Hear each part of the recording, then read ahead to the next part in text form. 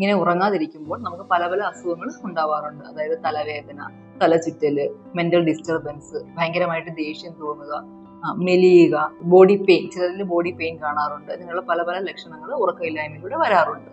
നമസ്കാരം, ഞാൻ ഡോക്ടർ ദിവ്യ, Ayurveda physician, medico. നമ്മുടെ ഒരു ജീവിതത്തിലെ ആക്ടിവിറ്റിയെ ഡിപ്പെൻഡ് ചെയ്യുന്ന പ്രധാന ഘടകങ്ങളിൽ ഒന്നാണ് ഉറക്കം. ഉറക്കം ഇഷ്ടപ്പെടാത്തതായിട്ട് ആരെങ്കിലും ഉണ്ടോ? ഇല്ല, അല്ലേ?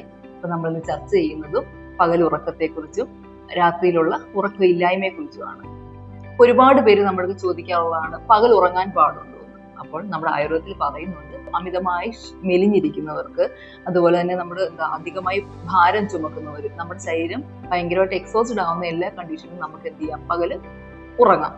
ചിലർക്ക് ഇഞ്ചുറി ഒക്കെ സംഭവിക്കുന്ന ആളുകൾക്കൊക്കെ ആണെങ്കിൽ, അതായത് നമ്മുടെ ശരീരത്തിൽ നിന്ന് ബ്ലീഡിങ് ഉണ്ടാവും, അപ്പോൾ നമ്മുടെ ശരീരം ക്ഷീണിച്ചിരിക്കുമായിരിക്കും. അപ്പോൾ നമുക്ക് എന്ത് ചെയ്യാം? പകൽ കിടന്ന് ഉറങ്ങാവുന്നതാണ്.